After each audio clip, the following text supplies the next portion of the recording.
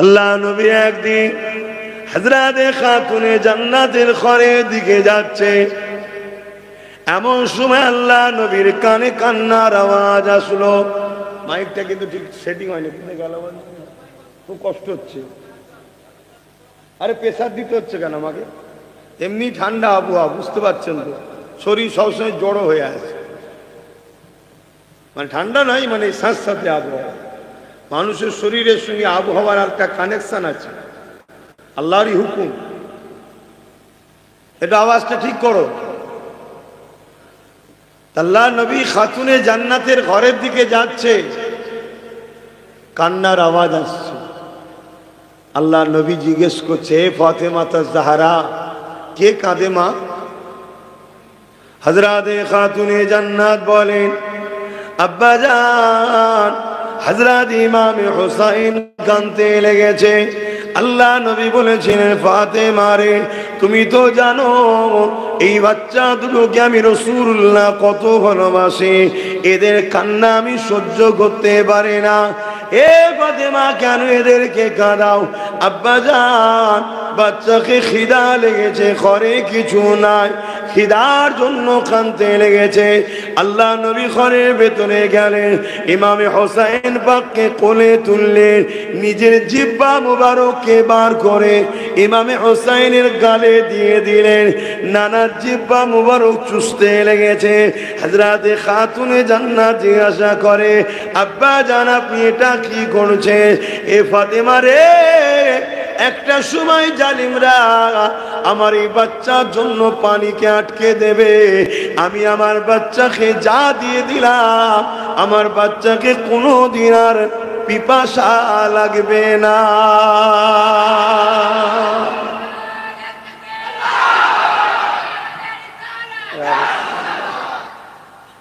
একদিকে এই বাচ্চাটা, ইনারা রয়েছে যিনারা দুনিয়া থেকেই জান্নাতের সার্টিফিকেট পেয়েছে। কি সার্টিফিকেট? ইমামে হাসান হোসেন হুজুর জান্নাতি যুবকদের সর্দার, তাই তো নাকি? আমরা সবাই জানি। আচ্ছা, জান্নাতে কি কোনো বুড়ো যাবে? জোরে বলুন না। বুড়োকে আল্লাহ জন করে দেবে।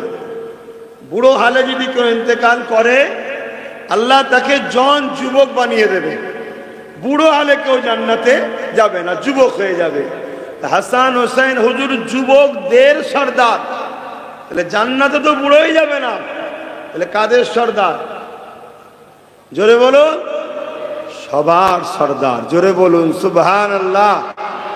এই মাকাম ইমামে হাসান হোসেন হুজুরকে আল্লাহ পাক দিয়েছে। দুনিয়ায় যদি কেউ একটা মাদ্রাসা বা স্কুলের চেয়ারম্যান হয় বা প্রধান হয়, সে যদি ইচ্ছা করে কাউকে স্কুলে রাখবো, কাউকে টিসিও দেবো, এ ক্ষমতা থাকে না? থাকে না? তাহলে দুনিয়ায় যদি পাওয়ার এদের হাতে এই থাকতে পারে, আল্লাহ যাদেরকে জান্নাতে সর্দার করেছে, তারা যাকে চাইবে জান্নাতে রাখবে, যাকে চাইবে বারো করে দিতে পারবে। জোরে বলুন সুবহানাল্লাহ। সারা জীবন এজিদিদের পক্ষে দাঁড়িয়ে এজিদিদের সাথে হই হই করে আর হোসাইনের সাথে জান্নাতে যাব, এ স্বপ্ন দেখলে হবে না। তোমার আখলাক, তোমার চরিত্র, তোমার আদর্শ, তোমার লাইফ স্টাইল, তোমার জীবন ব্যবস্থা ইমাম হোসাইন পাকের আদর্শ দিকে চলতে হবে। হুজুর জালিম ছিলেন না, হুজুর মুসলিমদের বন্ধু সাথী ছিলেন। জোরে বলুন সুবহানাল্লাহ। আমরা কারা? আমরা কি মুসলিমদের বন্ধু হতে পেরেছি? আমরা কি গরিব, দুঃখী, এতিম, অসহায়দের পক্ষে আওয়াজ তুলি? আমার ইমাম পাক তুলতেন। হযরতে খাতুনে জান্নাত একদিন নিয়ত করলেন, ইমামে হাসান হোসেন হুজুর অসুস্থ ছিলেন, আল্লাহ পাকের কাছে মান্নত করলেন, ও রব্বি আল্লাহ পাক, আমার ইমামে হাসান হোসেন যদি সুস্থ হয়ে যায়, আমি আপনার জন্য খুশি হয়ে 3টে রোজা রাখার মান্নত করলাম। আল্লাহ পাকের হুকুমে ইমামে হাসান হোসেন হুজুর সুস্থ হয়ে গেলেন। খাতুনে জান্নাত স্বামীর সঙ্গে আলোচনা করতে লাগলেন, এ আমার প্রাণের স্বামী, আমি নিয়ত করেছিলাম হাসান হোসেন সুস্থ হয়ে গেলে 3টে রোজা রাখার মান্যত করেছে, আমি রোজা রাখতে চাই। হযরতে মাওলা আলী শেরে খোদা বলতে লেগেছেন, তাহলে আমিও রোজা রাখবো, তুমি মান্যতে রাখবে, আমি নফল রাখবো। ইমামে হাসান হোসেন শুনে গিয়ে বললে, আম্মা জান আমরাও রাখতে চাই। তখন ছোট ছোট একজন ঘরে কাজের মানুষ ছিলেন, ফিজ্জা তিনার নাম, তিনিও রোজা রাখলেন। তাহলে কজন হলো? 5 জন। তা রোজা রাখবে, সেহরিতে খাবে কি? আমাদের মতো তো এত ছিল না, আমরা তো তিনাদের সদকাতে পেয়েছি, তিনাদের ছিল না নয়, নওজুবিল্লাহ মুন বানে হবে, তাহলে তিনাদের সদকায় আমরা পাচ্ছি। আল্লাহকে তিনারা এমন ভাবে ভালোবেসেছে, তিনারা দুনিয়াটা নেয়নি, এবং আল্লাহ তিনাদেরকে আমাদের নারীদের জন্য মডেল করেছে। তাই দুনিয়ার নারীদেরকে শিক্ষা দিবার জন্য খাতুনে জান্নাত হলো মডেল, একটা আদর্শ। তাই খাতুনে জান্নাতের ঘরে, দোনো জাহানের সুলতানের বেটির ঘরে সেহরিতে খাবার কিছু নাই। ভাবতে পারছেন? আর আল্লাহ আমাদের এত দিয়েছে, আমাদের ছেলেরা তো রোজার মাসে সেহরিও খায় না, রোজাও রাখে না, অনেকে আছে। তোমরা যদি মোবাইল নিয়ে ব্যস্ত হও, তাহলে নেটে গিয়ে সার্চ করো না, এখানে কেন ভিড় করছো?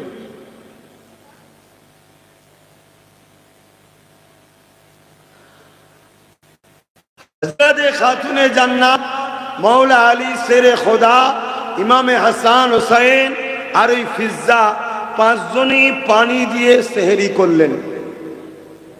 আল্লাহু আকবার। সকাল হয়েছে, মাওলা আলী শেরে খোদা খাতুনে জান্নাত বিবিকে বলছে, আমি একটু বেরোই, যে কি আল্লাহ যদি কিছু রুজি দেয়। হায় হায় হায়, আল্লাহ আমাদেরকে কত আরাম দিয়েছে, ছেড়ে দেবে নে বাপ, হিসাব সব নেবে। বাইরে বেরোলেন, কিছু যদি পাওয়া যায়। খেজুর গাছে পানি দিবার একটা কাজ পেলেন, সেই খাজুর গাছে পানি দিয়ে কিছু পয়সা হলো, তা থেকে কিছু জবের একটা রুটি আর কিছু খেজুর কিনে নিয়ে এসছে ইফতারে। সময় মতো ইফতার রেডি হয়েছে, আজান হবে, ইফতার করা হবে। এমন সময় দরজার করে একজন আওয়াজ, ও হযরতে খাতুনে জান্নাত, এ হযরতে মাওলা আলী, ও হযরত ইমাম হাসান হোসেন, শুনেছি খানদানে রসুল, আহাদে রসুলদের কাছে কখনো কেউ খালি হাতে ফিরে যায় না।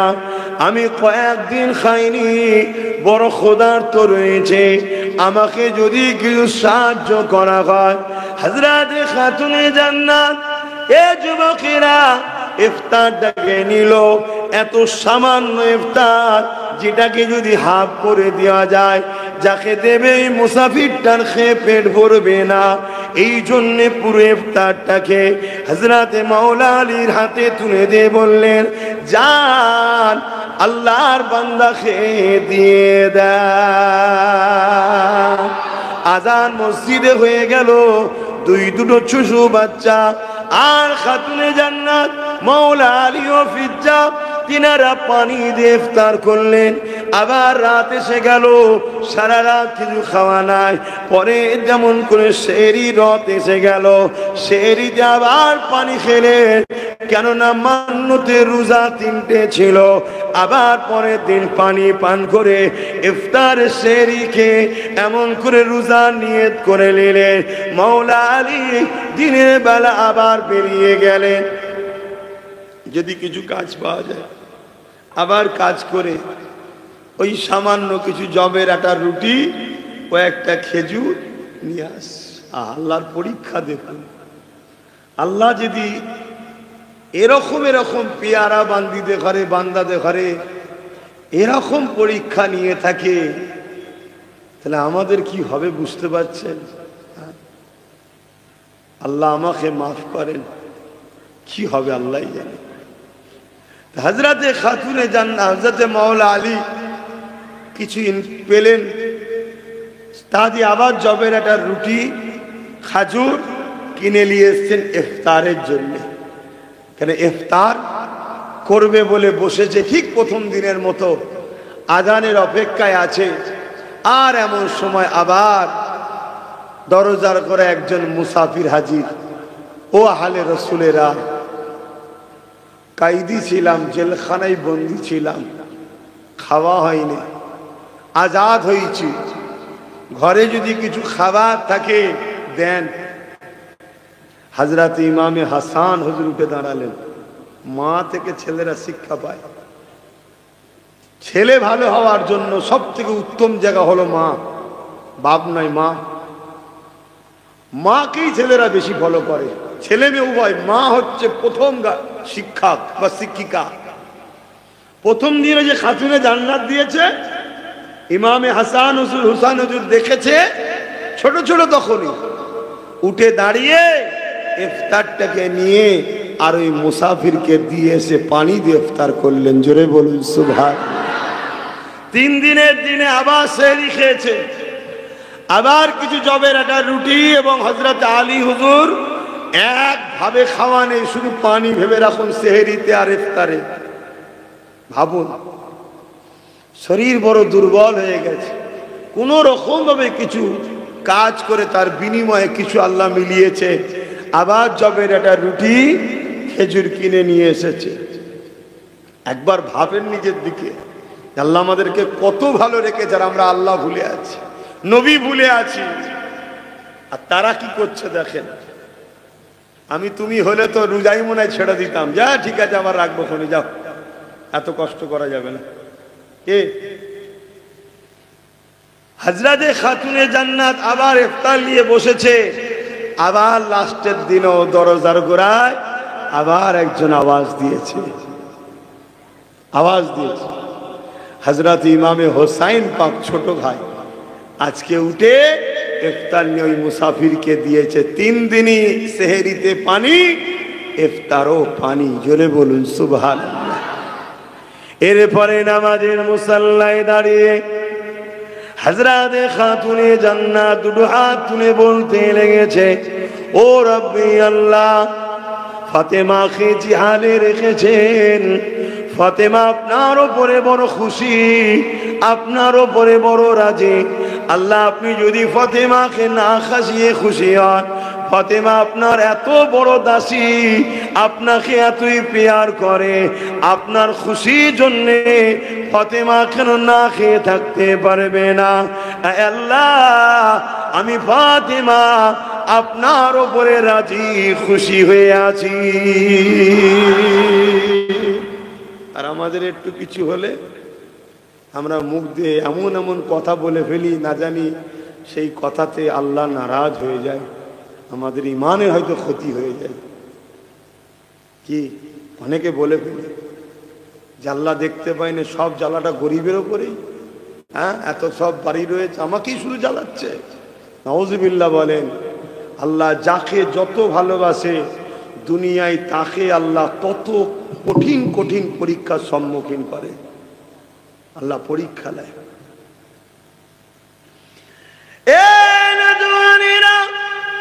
আরো 1 তারিখের কথা বলি।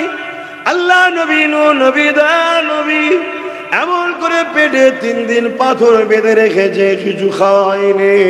আল্লাহ নবী নবী নবী ভেবে দেখুন, পুরো পৃথিবীকে আল্লাহ খাওয়াইছে নবীর ওসিলায়।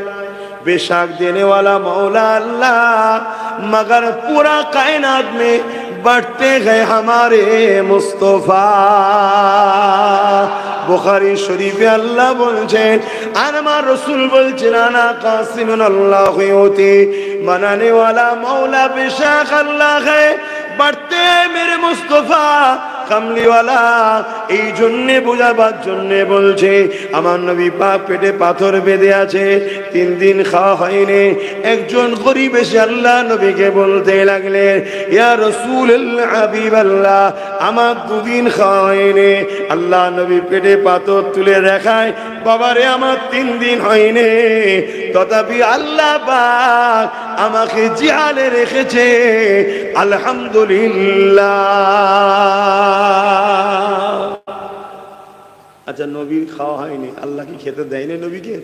এটা মাথায় ঢুকছে না তো। এটা আমাদের জন্য হুজুর মডেল। হুজুর ত্যাগ স্বীকার করছে, যাতে করে উম্মত যদি একবেলা খাওয়া না হয়, উম্মত যেন হারাম খাবার না খেয়ে ফেলে, যে আমার নবী 3 দিন খায়নি, আমার না একবার হয়নি, আমি হারাম খাবার। এই যে হুজুরের ওপরে মহব্বত যাদের আছে, দেখবেন এই কথা হলে তারা এইরকমই ভাবে, যারা হুজুরকে ভালোবাসে। এজন্যে আল্লাহ হুজুরের দ্বারা আমাদের জন্য শিক্ষা, একটা মডেল তিনি। আরে তিনার খাওয়া হবে না হতে পারে? হ্যাঁ, তিনি তো আল্লাহর কাছে দোয়া চাইতেন যে আল্লাহ আমাকে একবেলা খাওয়াবেন আর একবেলা শুকিয়ে রাখবেন। সাহাবারা জিজ্ঞেস করলেন, হুজুর এই দোয়া চাইছেন কেন? বলছে, আমি সবরকারীও হতে চাই, শুকরকারীও হতে চাই। জোরে বলুন সুবহানাল্লাহ। না হয় সবরকারী, যারা খায় না তারা যে সবর করে, সেই দলভুক্ত আমি হতে চাই, আর যারা খায় অর্থাৎ শুকর করে আলহামদুলিল্লাহ, আমি সেই দলভুক্তও হতে চাই। জোরে বলুন সুবহানাল্লাহ। এটা তো আমাদের জন্য মডেল নবী। তাহলে যখনই খাবো তখন আমরা বলবো আলহামদুলিল্লাহ, যখন হবে না তখন ধৈর্য ধরে সবর করতে হবে, আল্লাহর ওপরে ভরসা করে থাকতে হবে। নবী হলেন আমাদের জন্য মডেল। তো হুজুর পাক ওই লোকটাকে নিয়ে খাতুনে জান্নাত বেটির বাড়ি গেছে, চলো আমার বেটির বাড়ি যদি কিছু খাবার পাওয়া যায় তোমাকে খাওয়াবো, চলো। আল্লাহ নবী খাতুনে জান্নাতের বাড়িতে গেলেন, ঘরের বাইরে থেকে সালাম দিলেন, খাতুনে জান্নাত ভেতর থেকে সালামের জবাব দিলেন। ঘরের বাইরে থেকে সালাম দেওয়া এটা হলো রাসূলুল্লাহ সুন্নাত। ইজাজত নিয়ে ভেতরে গেলেন এবং খাতুনে জান্নাতকে বললেন, এ কলিজার টুকরি ফাতেমা রে, আমার সঙ্গে একজন মেহমান এসেছে, যিনি বড় ক্ষুধার্ত রয়েছে, এবং তোমার আব্বা আমিও রয়েছে, তোমার ঘরে কিছু খাবার আছে, আমাদের জন্য কি মেহমানদারি হবে? হযরতে খাতুনে জান্নাত বললেন, আব্বা জান বসেন, অপেক্ষা করেন, বসেন, খাবারের ব্যবস্থা করছি। এই বলে খাতুনে জান্নাত রান্না করে যায়নি, নামাজের মুসাল্লা বিছিয়ে দিলেন। নামাজের মুসাল্লা বিছিয়ে দিয়ে 2 রাকাত নফল নামাজ আদায় করলেন। হাত তুলে বলতে লেগেছে, আল্লাহ ফাতেমা 3 দিন খাওয়া হয়নি, আমার জন্য খাবার চাইনি। হযরতে হাসান হুসাইনের 3 দিন খাওয়া হয়নি, মাওলা আলীরও 3 দিন খাওয়া হয়নি। এর জন্য আমি হাত তুলিনি, আল্লাহ আমার দরবারে এমন একজন মেহমান এসেছে, তিনি যদি জানতে পেরে যায় ফাতেমা 3 দিন খাওয়া হয়নি, তিনার নূরের দিলটা বড় ব্যথা হয়ে যাবে। আল্লাহ তে আপনি খাবারের ব্যবস্থা করে দেন। দোনো জাহানের সুলতানের জন্য, আখেরি নবী নূর নবী আপনার হাবিবের জন্য ফাতেমা খাবারের দরখাস্ত রাখছে। আল্লাহ পাক বলে দিলেন, এ জিবরাইল জলদি করে জান্নাতে খাঞ্চা ভর্তি করে খানা নিয়ে যা। হযরতে জিবরাইল সাল্লাম চলে আসলেন, জান্নাতি খানা নিয়ে এসে হাজির করে দিলেন। ওই খানা যখন খাতুনে জান্নাত আব্বা জানের খেদমতে দিলেন, ওই সময় ওই যে মানুষটা ছিল সে তো খাবার পেয়ে খাওয়া শুরু করেছে, বড় তারিফ করতে লেগেছে, বড় সুস্বাদু খাবার। কিন্তু আল্লাহ নবী খাবারটাকে মুখের গোড়ায় নিয়েছে, নিয়ে নবী আমার বুঝতে পেরেছে এই খাবার তো কোনো দুনিয়ার খাবার নয়। এই ঘরের ভেতরে চলে আসলে, এ ফাতেমা এই খাবার তুমি কোথা থেকে পেলে? ওই সময় আর কথা গোপন করতে পারলেন না। আব্বা জান আমার ঘরে কিছু নাই, 3 দিন হাসান হোসেন মাওলা আলী আর আমারও খাওয়া হয়নি। কিন্তু আপনি নবী, আখেরি নবী, আপনি যখন জিজ্ঞাসা করেছেন আমি তার কথা ঘোরাতে পারি না। আল্লাহর কাছে দোয়া চেয়েছি, আল্লাহ জান্নাতে খাঞ্চা হাজির করিয়েছে।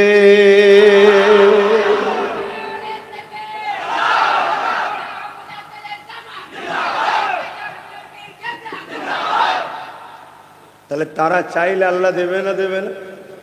কিন্তু তারা আল্লাহর ফাইসাল্লার উপরে নিজেকে কন্ট্রোল রেখে রাজি হয়েছে যে আমার মালিক যখন আমায় 3 দিন খাওয়ায়নি, এতে যদি আমার মালিক খুশি হয়, তাহলে আমি কেমন মালিকের দাস দাসী যে আমি আমার মালিকের জন্য 3 দিন শুকাতে পারবো না কেন? কথা কিছু বুঝতে পারছেন? এই ছিল তিনাদের টেন্ডেন্সি, তিনাদের আল্লাহর উপরে ভালোবাসা, আল্লাহর উপরে তিনাদের এই মহব্বত। না হয় আমার নবী পাক সাল্লাল্লাহু আলাইহি সাল্লাম আম্মা জান আয়েশা সিদ্দিকা, কথাটা এসেছে বলে একটু যাচ্ছে এইদিকে, একদিন নিজের ঘরে ডাকলেন যে হুজুর একটু ঘরে আসেন। আল্লাহ নবী বলেন, আয়েশা আমি একটু ব্যস্ত আছি, পরে আসছি। আল্লাহ নবীকে বলে, হুজুর বিয়াদবি নেবেন না, একটু জরুরি কথা আছে। আল্লাহ নবী ভেতরে গেলেন, যাওয়ার পরে আম্মা জান আয়েশা বলছেন, হুজুর আমার কাপড় ছিঁড়ে গেছে, শুনছেন? আল্লাহ নবী বলে, আয়েশা তালি দিয়ে পড়ো। যার জন্য কুল কায়নাত, लौ लका लमा खलक़तुल अफ़लाक, सबसे पहले खुदा ने जिसको बनाए, जिसके खातिर हार कुछ से खुदा ने बनाए हैं, সেই নবীর স্ত্রী যখন বলছে হুজুর আমার কাপড় ছিঁড়ে গেছে, আল্লাহ রসুল বললেন তালি দিয়ে পড়ো। হযরতে খাতুনে জান্নাত বলছেন, হুজুর আমি তালি দিয়ে পড়ছি।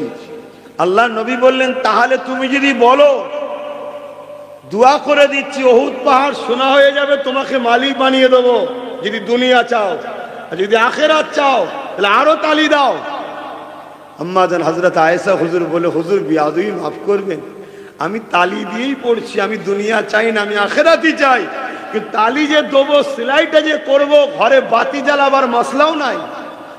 আপনাকে ডেকেছি, আপনার চেহারার জ্যোতিতে দেখুন আমার ঘর আলো, আমি এখন সেলাই করে তালিটা দেবো কাপড়ে, এই জন্য হুজুর আপনাকে ডেকেছি। জোরে বলুন সুবহানাল্লাহ।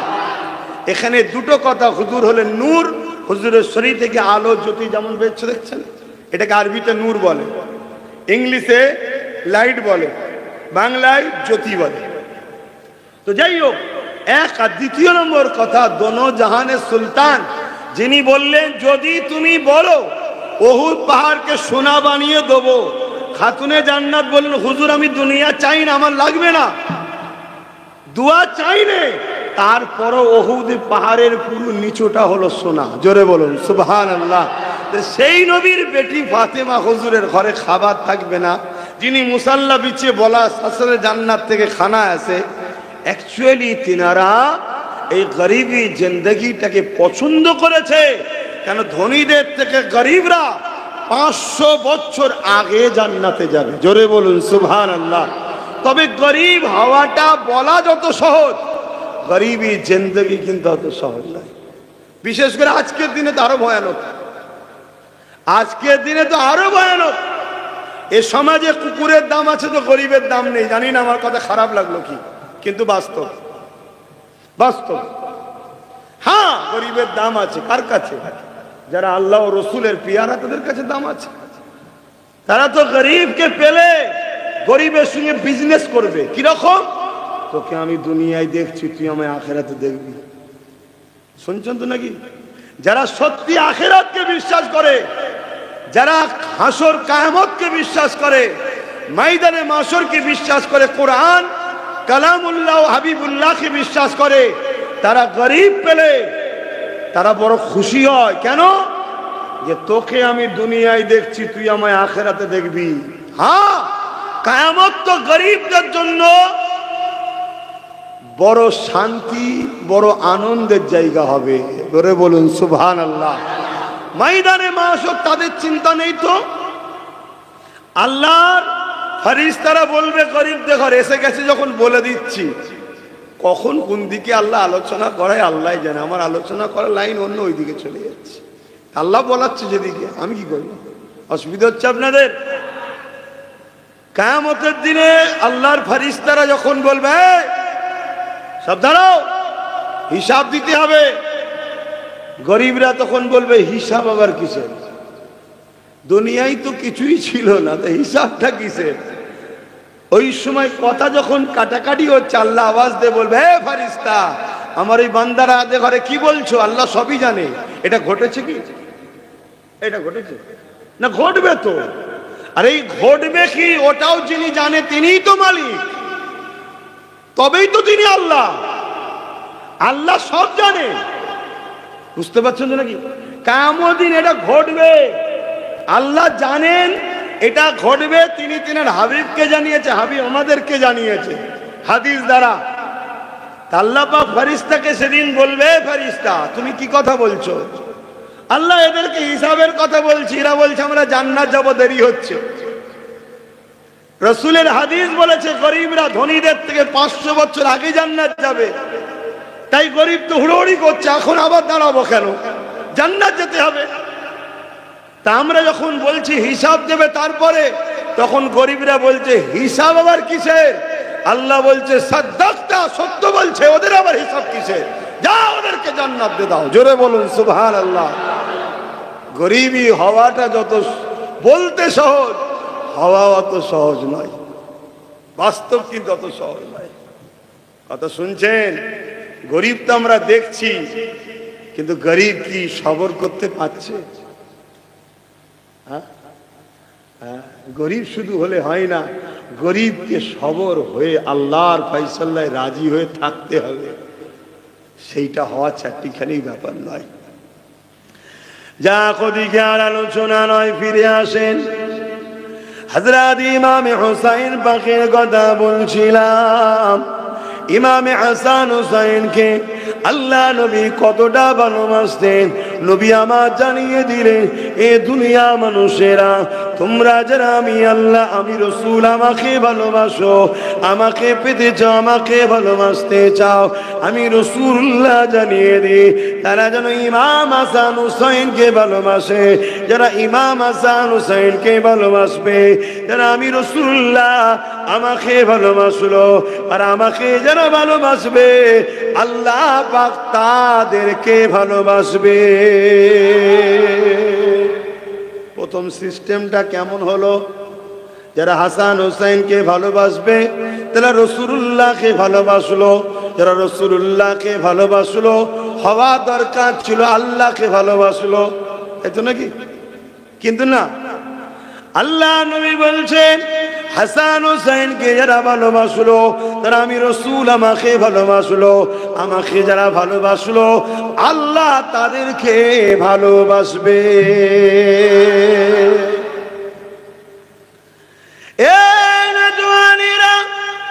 আল্লাহ পাক কোরআনে আমার রাসূলকে নিয়ে এরকম একটা আয়াত দিয়েছে, কুল ইন কুনতুম তুহিব্বুনাল্লাহ। বড় কাফলাম কুল, তার মানে বলুন হাবিব আপনি বলুন, ইন কুনতুম তুহিব্বুনাল্লাহ, যারা বলে আল্লাহকে ভালোবাসে এরা যদি সত্যবাদী হয়, ফাত্তাবিউনি, আগে যেন আপনার ইত্তেবা করে, আপনার অনুসরণ করে, অর্থাৎ আপনাকে ইত্তেবা অনুসরণ করে ভালোবেসে যেন মেনে নেয়। এখানে কোন উলামা থাকলে আমার ওই ভাই ভাবতে পারে যে পীরের আওলাদ দেখো বলছে ভালোবেসে মেনে নিবার কথা তো এখানে নাই, এখানে শুধু ইত্তেবার কথা আছে, অনুসরণ করার কথা আছে। এ আমার নওজওয়ানেরা, এ আমার উলামা ভাইয়েরা, কখনো কারোর উপরে দিল যদি না লাগে তাকে অনুসরণ করা যায় না। ফাত্তাবিউনি কি আন্দার প্যার ছুপা হুয়া হ্যায়, লিহাজা মানা এ হুয়া, ভালোবেসে মেনে নিতে হবে।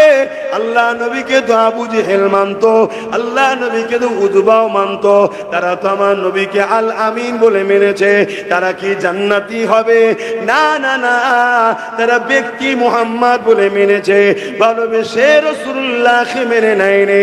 আজকে দিনে ইসরায়েল, যে ইসরায়েল পৃথিবীর সমস্ত ছোট দেশ এবং সমস্ত সংখ্যা কম হওয়ার পরও তারা পুরো পৃথিবীকে কন্ট্রোল করছে, পুরো পৃথিবীর বিজনেস ব্যবসা তাদের হাতে।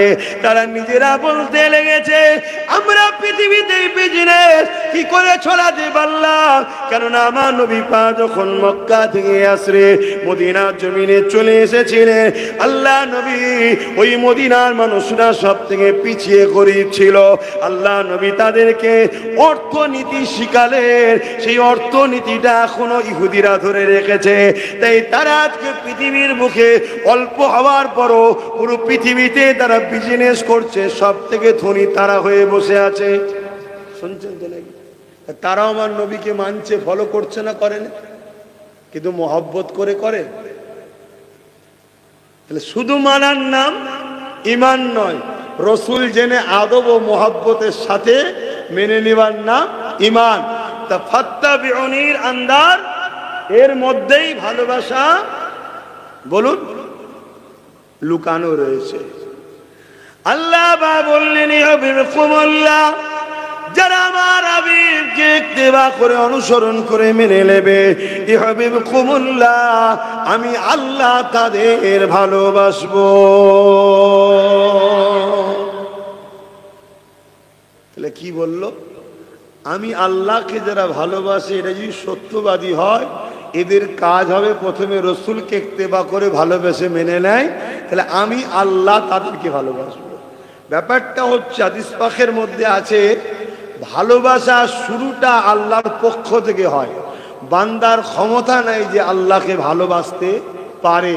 আল্লাহ বান্দাকে প্রেম করে, বান্দাকে তখন ভালোবাসার তৌফিক দেয় আল্লাহ, তখন বান্দা আল্লাহ তাআলাকে ভালোবাসতে পারেন। কথা মাথায় ঢুকছে? এই জন্য রসুল বললেন, হাসান হোসাইনকে যারা ভালোবাসে তারা আমি নবী আমাকে ভালোবাসলো, আর আমাকে যারা ভালোবাসবে আল্লাহ তাদেরকে ভালোবাসবে। অপরদিকে হাসান হোসাইনের উপরে কেউ যদি দুশ্মনী রাখে, তারা আমি রসুল আমার উপরে দুশ্মনী রাখলো, আর যারা আমার উপরে দুশ্মনী রাখে আল্লাহ তাদের উপরে দুশ্মনী রাখে। কথা শুনছেন? সেই হাসান হোসাইন হুজুর দুজনাই শহীদ হয়েছে, দুজনাই শহীদ হয়েছে। শহীদ দুই ধরনের হয়, একটা শহীদে রূহ আর একটা শহীদে জিসম। একটা জিসমানি শহীদ, একটা রুহানি শহীদ। ইমামে হোসাইন হুজুরের জিসমানি শহীদ হয়েছে, ইমামে হাসান হুজুরের রুহানি শহীদ হয়েছে। কথা বুঝে আসছে? আধ্যাত্মিক, অভ্যন্তরীণ আর বাহ্যিক দুটো সাইড থাকে প্রতিটা জিনিসের। এলেমেরও দুটো সাইড আছে প্রতিটা জিনিসের। আপনি যেটাই দেখবেন, আমরা মানুষ, আমাদেরও দুটো সাইড। একটা শরীরের বাহ্যিক চামড়া, আর একটা ভেতরের অংশ, হাড়, গোস্ত, রগ, রিসা, কিডনি টিডনি, কত কি আছে, দুটো সাইড। তো যা কত ডিপে আলোচনা নয়। এ যুবকেরা, তরুণেরা, এমন নবী পাকের প্রেমিকেরা, আর একটুখানি আগে যায়। ইমামে হাসান হোসাইনকে আল্লাহ নবী কত ভালোবাসতেন। এই যে হাসান হোসাইন হুজুরের কথা শোনাচ্ছি, এতে কি আপনাদের কোনো অসুবিধা হচ্ছে নাকি? অনেকের আবার ধারণা হতে পারে, আচ্ছা হাসান হোসেনের কথা শুনে আমরা কি করব? শুনছেন তো নাকি? আপনি নামাজের কথা বলবেন, রোজার কথা বলবেন, হাই রে দুঃখ মুসলমান, তোরা নামাজ চিনলি, আর নামাজের নামাজ যাকে আল্লাহ করেছে সে হাসান হোসাইনকে চিনলি না। হাসান হোসাইনকে আল্লাহ নামাজের নামাজ করেছে। জোরে বলুন সুবহানাল্লাহ। এই যে ঈশার নামাজ হলো, ইমাম হোক আর মুসল্লি হোক, সবাই ওই নামাজে আল্লাহুম্মা সাল্লি আলা মুহাম্মাদ ওয়া আলা আলি মুহাম্মাদ বলতে হয়েছে। কি হয়েছে না হয়নি? হ্যাঁ, তা নামাজ কবুল করাতে গেলেও আলে রসুলদের ওপরে সালাম দরুদ পড়তে হচ্ছে। জোরে বলুন সুবহানাল্লাহ। তাহলে নামাজের নামাজ করেছে আল্লাহ। আমরা সেই হাসান হোসেনের কথা শুনতে কষ্ট হয়। আবার অনেকে তো হুজুরদের কথা শুনে কাঁদে, অনেকে আবার বলে কাঁদার কি আছে? আরে কাঁদাটা তো হলো নবীর সুন্নাত। জোরে বলুন সুবহানাল্লাহ। হাসান হোসেনের জন্য তো নবী কেঁদেছে, কেঁদেছে না কাঁদেন? হ্যাঁ, একদিন নবী আমার ইমামে হাসান হোসেনকে নিয়ে মদিনা নববী শরীফের মধ্যে, যেখানে সাহাবে সুফারা থাকতেন, ওই মেম্বারে থেকে বেরিয়ে বারান্দায় বসে এমন করে হাসান হোসেনকে কোলে নিয়ে আল্লাহ নবী কাঁদে, আর চোখের পানি হাসান হোসেনের গায়ে পড়ে। এ যুবকেরা, তরুণেরা, বাপেরা, সাহাবা হুজুররা জিজ্ঞাসা করলেন, ইয়া রাসূলুল্লাহ, হাবিবাল্লাহ, আপনি বাচ্চা দুটোকে বড়ই মহব্বত করেন, আমরাও জানি, কিন্তু আজ এত কাঁদছেন কেন? আল্লাহ নবী জানিয়ে দিলে, এ বাবা সাহাবারা, আমার এই দুই বাচ্চাকে বড় নির্মমভাবে শহীদ করা হবে। একজন শহীদ হবে 20 পাশে পানের ওসিলায়, আর একজন শহীদ হবে আমার উম্মতের এক অংশ, তারা তাদের ক্ষমতা দখলের জন্য আমার এই বাচ্চা হোসাইনকে কারবালায় শহীদ করবে, তাদেরকে পানি পর্যন্ত দেবে না। আল্লাহ নবী সব বিবরণ বলতে লেগেছে, এই জন্যে তাদের জন্য কাঁদতে লেগেছে। তাহলে নবী পাক হাসান হোসাইনের ওয়াকিয়া কি ঘটবে ওটা জেনে নবী কেঁদেছে। আমরাও যদি হুজুর দেশে ওয়াকিয়া শুনে কাঁদি, মনে রাখবেন রাসূলুল্লাহর সুন্নাত পালন হবে। আজ তো সমাজে একদল মুসলমান বেরিয়েছে, তারা ইমামে হাসান হোসাইনের পক্ষে আলোচনা করে না, এজিদকে বাঁচাবার জন্য আলোচনা করে।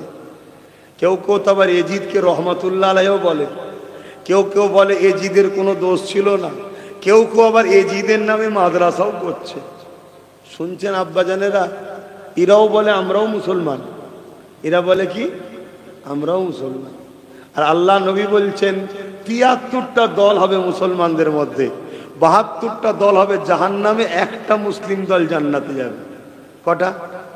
জোরে বলছেন? কটা মুসলমানদের মোট দল হবে?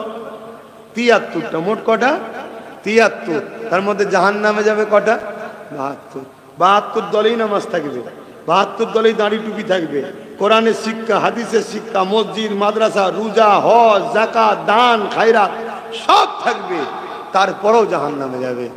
সাহাবারা জিজ্ঞেস করলেন, হুজুর তাহলে কারণ কি? আল্লাহ নবী বললেন, তাদের অন্তরে আমি নবী আমার হাইয়া থাকবে না, আদব ও ভক্তি ভালোবাসা থাকবে না। শুনছেন? যদি নবীর ভালোবাসা কারো অন্তরে থাকে, সে কখনো এজিদের পক্ষপাতিত্ব নিতে পারে?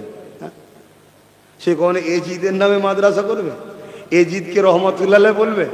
হ্যাঁ। আর একটা কথা আপনাদের শুনিয়ে দিই, কেন আখরি জামানা তো, এজিদের ছেলে আপনাদের এলাকাতেও আসতে পারে, এসে হয়তো বুঝাতে পারে, না না এজিদকে আপনারা এত বড় বড় কথা বলেন কেন, তার কি দোষ ছিল? হোসাইন কি দরকার ছিল কারবালায় যাবার? শুনছেন না শোনেন না? আপনাদেরকে গোমরা করতে পারে। এক জাররা পরিমাণ নামাজ কাজা হলে কাবিরা গুনাহ হয়, আর ইমাম হোসাইনের সাথে বিয়াদবি হলে বেঈমান কাফের হয়। ইমাম হোসাইন ইমানের সাথে সম্পর্ক, নামাজ ইমানের সাথে নয়। নামাজ ইমানের পাত্রের মধ্যে নেকি, শুনছেন তো? আর ইমানের পাত্রটার সঙ্গে ইমাম হোসাইনের সম্পর্ক আছে, খুব সাবধান হয়, ইমান ঠিক করেন। আজ আমরা মার খাচ্ছি, মসজিদ কম নেই রে বাপ, নামাজি কম নেই। আগে মনে হয় এই এলাকায় হয়তো ২-৫টা মসজিদ পাওয়া যেত, কি সন্দেহ আছে? আজ থেকে ১০০ বছর পিছিয়ে যান, ২-৫টা মসজিদ পাওয়া যাবে কি সন্দেহ ছিল? আর এখন এই ১০০ বছরের মধ্যে এই এলাকায় মনে হয় ১-১৫০ মসজিদ বেরিয়ে পড়বে। আমার কি বলা ভুল হয়ে গেল নাকি? তাহলে সারা দিচ্ছেন না কেন? মসজিদের অভাব নেই, তো মসজিদ আছে তার মানে নামাজি বেড়েছে। হ্যাঁ, কিন্তু মসজিদ করে কি করবেন? কারবালায় তো এজিদরাও নামাজ পড়েছিল, পড়ে না? তারাও তো তাবু দিয়েছিল, তারাও তো আজানে বলেছিল আশহাদু আন্না মুহাম্মাদার রাসূলুল্লাহ, তারাও বলেছিল। আর আমাদেরও মসজিদ এখন আশহাদু আন্না মুহাম্মাদার রাসূলুল্লাহ হচ্ছে। বুঝতে হবে জিনিসগুলো, শরিয়াতকে, শুধু হই হই করলে হবে না। আল্লাহ নবী, নূর নবী, দয়ান নবীর আরেকটা হাদিস বলে দিয়ে যাচ্ছে ওইদিকে, বুখারী শরীফের হাদিস। আল্লাহ নবী বললেন, কেউ যদি আমার শহর মদিনা শরীফের ওপরে হামলা করার ইরাদা করে, শুনছেন সবাই? আল্লাহ নবী বললেন, কেউ যদি আমার শহর মদিনা শরীফের ওপরে হামলা করার ইরাদা করে, হামলা করেনি, শুধু ইরাদা করেছে, আল্লাহ পাক তাকে জাহান্নামে এইভাবে গলাবে যেমন সীসা আগুনে দিলে গলে। কি গো, সীসা কিভাবে গলান আপনারা? গলান তো নাকি? কাজ করেন তো, অনেকে জানেন তো, পুরো পানি হয়ে যায়। ওইভাবে আল্লাহ তাকে জাহান্নামে গলাবে যে মদিনার উপরে হামলা করার ইরাদা করেছে, হামলা করেনি। কারণ কি? মদিনাকে আল্লাহ রসুল ভালোবাসে। জোরে বলুন সুবহানাল্লাহ। তো ভালোবাসা শহরের উপরে হামলা করলে, যদি ইরাদ হামলা করেনি, ইরাদা করেছে, তাকে যদি আল্লাহ এইভাবে করায়, আর নবী সেজদায় যেতেন, হাসান হোসেন নবী পাক সাল্লাল্লাহু আলাইহি ওয়াসাল্লামের পিঠে উঠে দুদিকে পা দিয়ে নানার পিঠে লাফাতেন। শুনছেন? কখনো কখনো নবী পাক হাত দিয়ে আস্তে করে ধরে এক এক করে তাদেরকে নাবাতেন, তারপরে মাথা তুলতেন। আর আমাদের এলাকায় ফতোয়া দিচ্ছে নবীর কথা মনে পড়লে নাকি নামাজ হবে না, আর নবী পিঠ থেকে হাসান হোসেনকে নাবাচ্ছে, নেবিয়ে নামাজ হচ্ছে। শুনছেন তো নাকি? কোথা আমাদেরকে গোমরা করছে দেখুন। আর আমার যুবকরা বাইরে বাইরে কাজ করতে গিয়ে নতুন নতুন ধর্ম শিখে এসছে, এলাকায় মারপিট হচ্ছে। ধর্ম নতুন শিখুনি, তোমার বাপ দাদু পূর্বপুরুষ যে লাইনে ছিল সে লাইনেই থাকো। দিন যত যাচ্ছে জাহান্নামের দিকে দুনিয়া হু করে যাচ্ছে। আর ভালো হবার লাইন এখন খারাপের লাইনই বেশি, পুরাতনটাই ভালো, নতুনটার ভালো নয়। মন দিয়ে শোনো, এমনও সময় গেছে, হাদিস পাক প্রমাণ দিচ্ছে, আল্লাহ নবী সেজদায় পড়েছে, তো সেজদায় পড়ে আছে, সেজদায় পড়ে আছে। প্রথম কাতারে এক সাহাবীর মধ্যে বলছেন, আমার মনের মধ্যে হওয়া শুরু হলো, এ আমাদের নামাজির মধ্যে কেউ মুনাফিক ছিল না তো, যে সেজদায় গেছে আর হুজুর কুটে শহীদ করে দেয় না? এত লম্বা সেজদা কেন? এত লম্বা সেজদা কেন? আবার মনে হচ্ছে নবী পাকের কাছে কোনো ওহী এসে গেল নাকি লম্বা সেজদার জন্য? কারণ ওহী এলে তো সাহাবারা জানবে না। তো সাহাবা হুজুরের মধ্যে কনফিউজ হতে হতে বলছে যে আমি মাথা তুলে একবার দেখার চেষ্টা করলাম। আর এক রায়াতে আছে, নতুন গ্রাম্য এক সাহাবী এসছে, যিনি কখনো এই সিন দেখেনি যে নবী সেজদায় যেতেন আর হাসান হোসেন পিঠে বসে থাকতেন, কখনো দেখেনি। আর যখনই তিনি কাতারে দাঁড়িয়ে সেজদায় পড়েছে আর মাথা তুলে যখনই দেখতে গেছে হাসান হোসেন হুজুর বসে আছে, দুটো ছোট ছোট শিশু, উনি দেখছে হুজুরের পিঠে বসে আছে, তাহলে কি করা দরকার? না পিঠে দরকার। তা হাত দিয়ে বাড়াতে গেছে, আল্লাহ নবী নামাজ অবস্থাতেই বগলের তলা দিয়ে হাত দিয়ে তাকে ইশারা করছে, আমাদের শাহজাদাকে নাবাও না। জোরে বলুন সুবহানাল্লাহ, আরো জোরে বলুন সুবহানাল্লাহ। ইনারা হলো আমাদের জান্নাতি সর্দার। আমরা খুশি না বেজার? আমরা এজিদের সঙ্গে জাহান্নামে যাব না, আমাদের সর্দার হোসাইন, আমরা হোসাইন হোসাইন করব। ঠিক তো নাকি? যারা এজিদের সঙ্গে জাহান্নামে যেতে চায় তারা এজিদের প্রশংসা করবে, গুণ গাইবে। এজিদ তো আর শহীদ করেনি, এজিদ তো কতল করেনি, নানা রকম কথা বলবে, শুধু ঘুরিয়ে ফিরিয়ে বাঁচাতে চাইবে। কিন্তু মনে রাখবেন, পুরো পৃথিবীর সবাই একদিকে হয়ে গেল, এজিদকে জাহান্নামের কুকুর হওয়া থেকে বাঁচাতে কেউ পারবে না। কথা শুনছেন তো নাকি?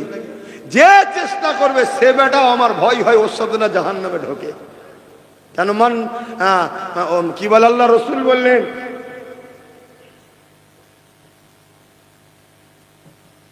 বুখারী শরীফের হাদিস, আল্লাহ নবী বললেন, যে যাকে ভালোবাসবে, মনে পড়ছে না, স্মরণ এসছে না, যে যাকে ভালোবাসবে সে তার সাথে আল্লাহ, শেষ তার সাথে সেই জায়গায় থাকবে। কথা বুঝে আসছে? আমরা হুজুরদের ভালোবাসি, তাই তো নাকি? হ্যাঁ, আমরা হালকা বয়স হয়তো একটু ভুল করে ফেলি, কিন্তু আমাদের দিলে ইমাম পাক আছে। আমরা ভুল করি কিন্তু আমরা জালিম তো নয়। ফেরাউন নমরুদ কি বলে, এজিদ ছিল জালিম, আমরা জালিম না। তো ভাইরা আমার, এমনও দিন গেছে আল্লাহ রসুল নূর নবী, দয়ান নবী ইমামে হাসান হোসাইনকে মদিনার নববী শরীফের বারান্দায় হুজুর বসে আছেন, দুটো নওয়াসা এসছে ছোট ছোট। আল্লাহ নবী হাঁটু আর পা দিয়ে, যেটাকে আমরা হামাগুড়ি বলি, হামাগুড়িতে দিয়েছে, দিয়ে দুজনকে পিঠে বসিয়েছে। হুজুরের চুল মুবারক, বাবরি চুল ছিল নবীর, চুল মুবারককে ধরেছে। আল্লাহ নবী হাঁটাহাঁটি করছে, মানে হামাগুড়িতে যাচ্ছে, বুঝতে পারছি তো নাকি? যাচ্ছে, আর হাসান হোসেন পিঠে বসে আছে। শোনো, আল্লাহ নবী তাদের দিকে মুখ ঘুরিয়ে ঘুরিয়ে বলছে, নানা গো, উটটা তোমার কেমন হয়েছে? জোরে বলুন সুবহানাল্লাহ। এটা আমরা বললে কিন্তু ইমান চলে যাবে, খুব সাবধান। ওটা হুজুর বলছে যে তোমাদের উটটা কেমন হয়েছে। চিন্তা করুন কতটা ভালোবাসে। পানি জোরে এসে গেছে, আর কি করা যায়? একটু চেপে চেপে আসেন, দেখেন না সবই আল্লাহ পাকের হুকুম। তো না দাঁড়িয়ে গেলে হবে না, চলো গিয়ে মসজিদের ভেতরে নামাজিরা ঢুকে যান না, যাদের উজু আছে মসজিদের ভেতরে ঢুকে যান। ওহ দরুদ শরীফ আল্লাহুম্মা। এই ছেলেটা আমাদের ছেলে, মাই গলা আজকে পুরো ফালতু সেট করেছে, আমার গলা পুরো শুকিয়ে দিচ্ছে। আমাদেরই ছেলে, থাক আর কথা। সরে সরে আসেন, সরে সরে আসেন ভাই, কথাগুলো শোনেন, শোনেন শোনেন শোনেন ভাই। আহা শোনেন, শুনছেন তো নাকি? আমার দাদু যান ছোট হুজুর পীর কেবলা রহমাতুল্লাহ আলাইহির সঙ্গে একদিন খাতুনে জান্নাত ফাতেমাতা জাহরা রাদিয়াল্লাহু তাআলা আনহা সালামুল্লাহ আলাইহা, হুজুর সম্মানের দিক দিয়ে আমাদের আম্মা জানের থেকেও সম্মান, শুনছেন তো? খবে দিদার হয়েছে, হয়ে বলছে জুলফিকার তুমি আমাদেরকে বড় ভালোবাসো, তাই তোমার বেটি ও তোমার সন্তানদের নাম আমাদের খানদানের নামে নাম রাখো। জোরে বলুন সুবহানাল্লাহ। এটাই তো পাওনা, আর কি পাওনা চাও? আর কি পাওনা চাও? 72 দল নামাজ পড়েও জাহান্নামে যাবে, রোজা রেখেও জাহান্নামে যাবে, হজ করে করে করে করে অর্থ শেষ করেও জাহান্নামে যাবে, শুধু আহলে রসুল আর হুজুরের হাইয়া আদব মহব্বত না থাকার জন্য। মহব্বত করো, মহব্বতের পাশাপাশি নামাজ পড়ো, রোজা রাখো, হজ করো, যাকাত দাও, দান খায়রাত করো, জান্নাতে উঁচু মাকাম আল্লাহ দেবে। জোরে বলুন সুবহানাল্লাহ। এই জান্নাত কি সব এক কোয়ালিটির নাকি? ওখানে A category, B category, C category, D category, সব ক্যাটাগরি আছে। কে বলেছে? হ্যাঁ, আল্লাহ নবীর এক সাহাবী কাঁদছেন, হুজুর যদিও আমি জান্নাতে যাই আপনার গোলাম হিসাবে, কিন্তু আপনি যে মাকামের লোক, আপনি যে মাকাম আপনার, আপনি তো নবীদের নবী, তাহলে আমি কে সেখানে আপনাকে কি দেখতে পাবো? আমার তো মাকাম আলাদা হবে। আল্লাহ নবী বললেন, তার এই মহব্বত দেখে আল্লাহ আয়াত নাজিল করে দিলেন, দিয়ে আলমারউ মা মান আহাব্বা। নবী বলল, শোনো, তুমি যখন আমায় ভালোবাসো তুমি আমার সাথেই জান্নাতে থাকবে। জোরে বলুন সুবহান। নবী এটাও বলেছেন, মান আহাব্বা সুন্নতি ফাকাদ আহাব্বানি। যারা আমার সুন্নতকে মানলো, যারা আমি রাসূল আমাকে মানলো, যারা আমাকে মানলো, কানা মাই ফিল জান্নাহ, তারা আমার সঙ্গে জান্নাতে যাবে। জোরে বলুন সুবহানাল্লাহ। এজন্য আমরা প্রায় জায়গায় বলি, আল্লাহর ওলি ও আলেম চিনতে গেলে, হাক্কানি চিনতে গেলে, ওলি চিনতে গেলে তাকে ফলো করো সে নবীর সুন্নতে আছে কিনা। নবীর সুন্নতের উপরে যদি থাকে তবে তাকে মানো, আর না হয় জানবে ভণ্ড। কেন সমাজে কিছু আবার পীর বেরিয়েছে, বাবা সেজে ঘুরে বেড়াচ্ছে, বুঝতে পেরেছেন? নামাজ নেই, রোজা নেই, হজ নেই, গোপ তো এত বড় বড় হয়ে গেছে বলার মতো নয়। কথা বুঝা? স্যার কি বলবো বলেন না, সব বললে সমস্যা, শেষকালে কোথাও ঝগড়া লেগে যাবে।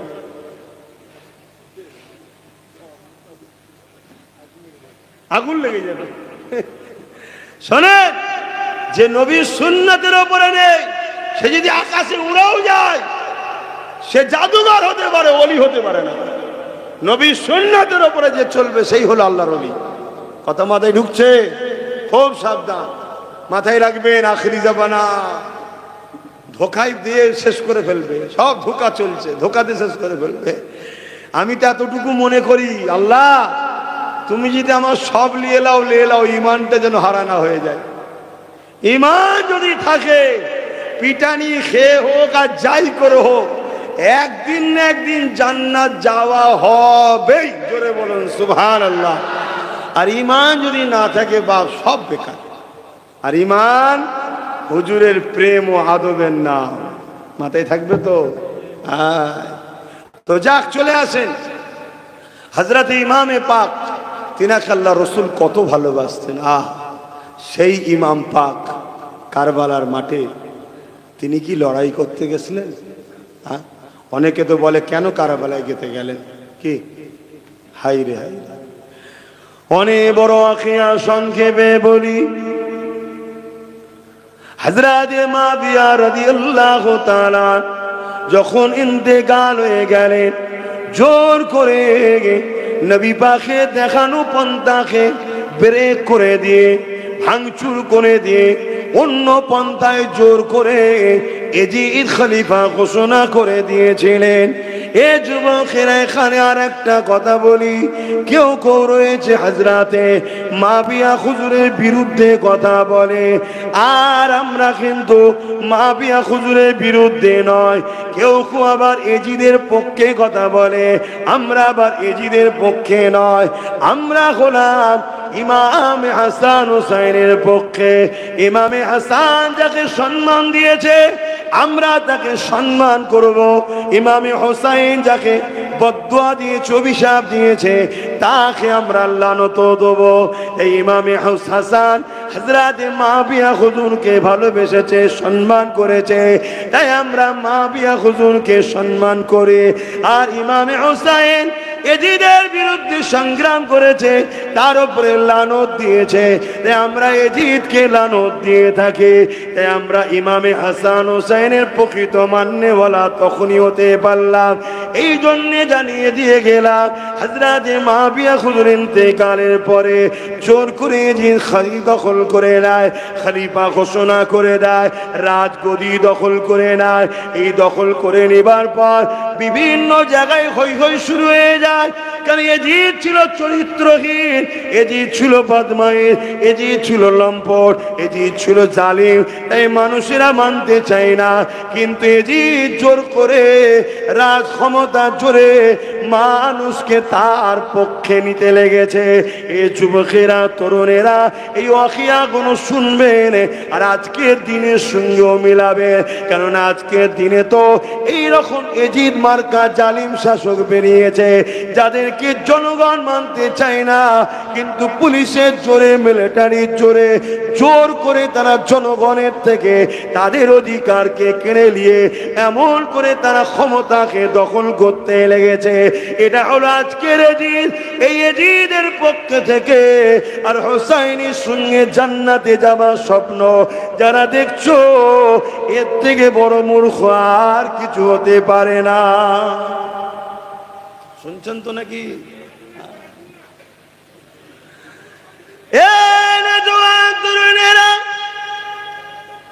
আল্লাহ নবী নওয়াজা হযরত ইমামে হোসেন হুজুরের কাছে কয়েকজন সাহাবারা জিজ্ঞাসা করলেন, ভাই হোসেন, এজিদ তো জোর করে খলিফা হয়ে গেছে, সে মানুষের উপরে জুলুম করে জোর করে করে বায়াত নিতে লেগেছে।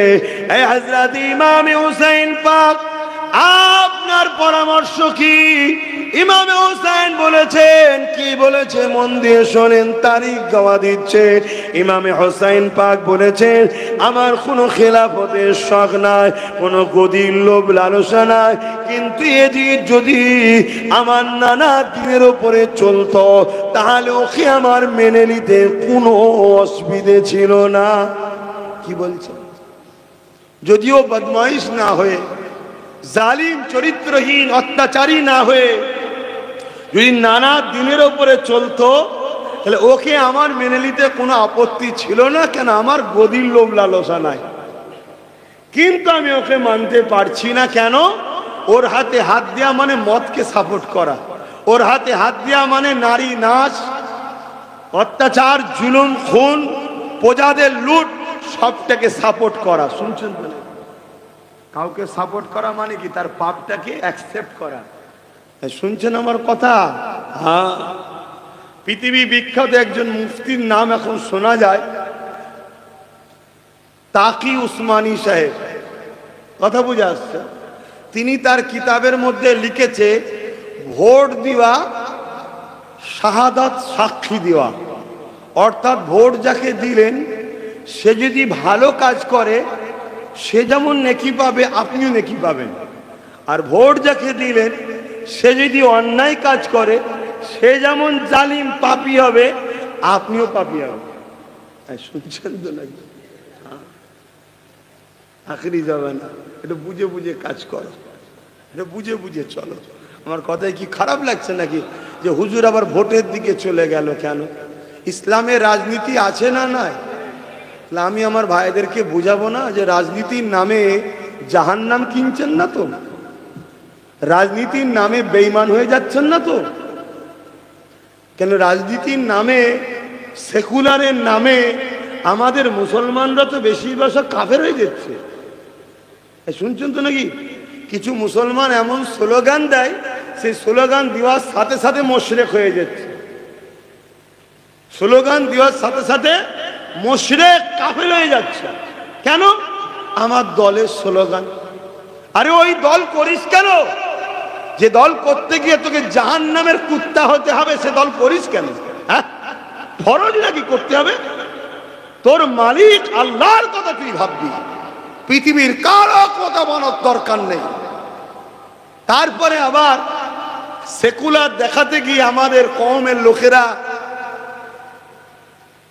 দিশেই নাই যে আমি কি খাচ্ছি, গু খাচ্ছি না, মুদ খাচ্ছি না, গোবর খাচ্ছি, দেখার সময় নেই। ভাষাটা কি খারাপ লাগছে নাকি? আরে গুমুদ গোবরের থেকেও খারাপ জিনিস খেয়ে ফেলছে আমার কম, খুশি নাই কেন? একটু সেকুলার হতে হবে। আরে ওর নাম সেকুলার নয়, ওর নাম শয়তানি। সেকুলার কাকে বলে? ধর্ম নিরপেক্ষ কাকে বলে? আমি কারো ধর্মের ওপরে জুলুম করব না, কারো পছন্দের ওপরে আমি হস্তক্ষেপ করব না। সে তারটা নিয়ে থাকবে, আমি আমারটা নিয়ে থাকবে, এর নাম হলো ধর্ম নিরপেক্ষ। যেমন আমার নবী পাক সাল্লাল্লাহু আলাইহি সাল্লাম যখন মদিনায় গেলেন, মদিনাকে যখন তিনি সুন্দর করে সাজাচ্ছেন, অন্য ধর্মের লোকেরা এসছে আমার রাসূলের কাছে, এসে বলছে আমরা আপনাকেও সাপোর্ট করতে চাই, কিন্তু আমাদের একটা কথা আছে, কি আপনি কি নিরাপদ দেবেন আমাদের ধর্মীয় অধিকার? আল্লাহ নবী বললেন কারো ধর্মের ওপরে মদিনায় জুলুম চলবে না, যে যার মতো করে থাকবে। আমরা রাষ্ট্র তৈরি করছি, এই রাষ্ট্রে কেউ কারো ধর্মের উপরে হস্তক্ষেপ করবে না। এবারে সুন্দর কথা নবী প্রচার করেছে, নবীর কথা, নবীর আদর্শ, নবীর আখলাক, নবীর ব্যবহারে তারা ভাবতে শুরু করেছে মানুষ ব্যক্তির এত ভালো হয়, না জানি তার রবটা কত ভালো। দলে দলে সব আল্লাহ মেনে নিয়েছে, জোরে বলুন সুবহানাল্লাহ। শুনছো তো নাকি? কিন্তু জুলুম হয়নি, এর সনদ তৈরি আছে, মদিনার সনদ পড়েন না, দেখুন না তো ভাইরা আমার। একে বলা হয় সেকুলার। কিন্তু আজকে সেকুলারের নামে কি চলছে? বলছে ধর্ম যার যার, উৎসব সবার। এ চলছে না চলে না? আচ্ছা, এই কথাটা যদি কোনো মুসলমান বিশ্বাস করে, ঈমান থাকবে? আর বলবেন তো আপনাদের ধারণা কি ঈমান থাকবে? কেন? কেন উৎসবটা হয় ধর্মকে কেন্দ্র করে, উৎসবটা হয়। যদি ধর্ম যার যার, উৎসব যদি সবার হয়, তাহলে আপনারা সব রথের দড়ি ধরে টেনেছেন নাকি? কেন টানেননি? উৎসব তো না, একটা ধর্মকে কেন্দ্র করেই উৎসবটা হয়, তাই তো নাকি? আর ধর্ম যার যার, উৎসব যদি সবারই হয়, তাহলে কুরবানির সময় নেত্রী মন্ত্রীকে ডেকেছিলেন? কেন ডাকেননি? যে ভাই অত 1000, 1500, 2000 টাকা করে এক একটা মাথা পিছু দেওয়া সম্ভব নয়, আমাদের এত দরদি নেতা টেতা সব আছে, ভাই তোরাই আয়, কেউ ঠ্যাং ধর, কেউ পা ধর, কেউ লেজ ধর, কেউ কান ধর। কি ধরেছিল? কেন? কারণ ধর্মকে কেন্দ্র করে উৎসব, এটা করা যাবে না, তাই তো নাকি? এগুলোকে হোঁশ করে করে কাজ করো। তোমাকে আব্বাস সিদ্দিকীকে ভালো লাগে না, আব্বাস সিদ্দিকীর দল ভালো লাগে না, বাদ দিকে যা, কিন্তু নিজে জাহান্নামের কুকুর হচ্ছিস কেন? একটু হুঁশ করে কাজ করা দরকার আছে না? না। আর কেউ যদি বেঈমান কাফের হয়ে যায়, মুশরিক হয়ে যায়, আর তার যদি বিবাহ থাকে, ওই সংসার জীবনটা হালাল না হারাম ও কি জানে? ও তো ওই অবস্থায় সংসার করেই যাচ্ছে, একটা, দুটো, তিনটে, চারটে, পাঁচটা, এসব কটা কি বাচ্চাগুলো? বলতে লজ্জা লাগছে? আরে অবৈধ সম্পর্ক হলে কি বাচ্চা হয়? তাহলে বলুন, এরকম যদি মুসলিম পরিবারে হাজার হাজার অবৈধ সন্তান হয়, তাহলে এই মুসলমানরা তো মাদ্রাসা মসজিদের দুশ্মনকেই সাপোর্ট করে শক্তিশালী করবে। এই সমাজে দেখেন না, এরকম বাচ্চারাই দেখুন বেঈমান নেতার জন্য বোম বন্দুক বার করে, ওয়াকাফ কালা কানুনের জন্য আন্দোলনও করেনি। এ আছে না নাই নেতা এরকম? এসব এই কোয়ালিটির। এদের বাপ মা হয়তো জানতোই না যে সব দিবস হয়ে গেছে, ওই অবস্থায় চালিয়েছে।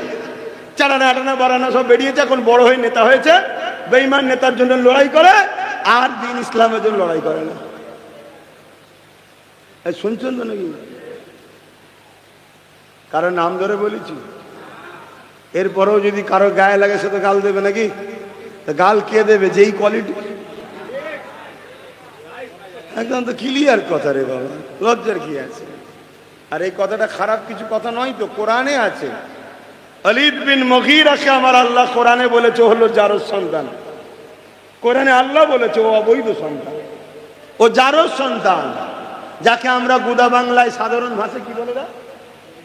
ওটা আর বলছি না, বড্ড শুনতে খারাপ লাগে। ওটা মসিয়ার বলেছে, ওটার মাইকে বলছি না। কিন্তু কথাটা এমন কিছু নয়, কিন্তু আমাদের চলতি ভাষায় এটা বলে। শুদ্ধ ভাষায় অবৈধ সন্তান, জারজ সন্তান, শুদ্ধ ভাষায়। মানে ব্যাপারটা হচ্ছে বাঘের বাচ্চা বললে খুশি হয়, জানোয়ারের বাচ্চা বললে রেগে যায়, জিনিসটা একই, তাই তো নাকি? ঠিক তেমন একটু শুদ্ধ ভাষা বললে, যাক যারো সন্তান বলেছে শুদ্ধ হয়ে হুজুর যখন বলেছে ঠিক আছে। আর যদি এইটা যে বললো বলে হুজুরটা খারাপ, আরে একই জিনিস রে বাবা। তো যাই হোক, আমি যে কথা বলছিলাম ভাই,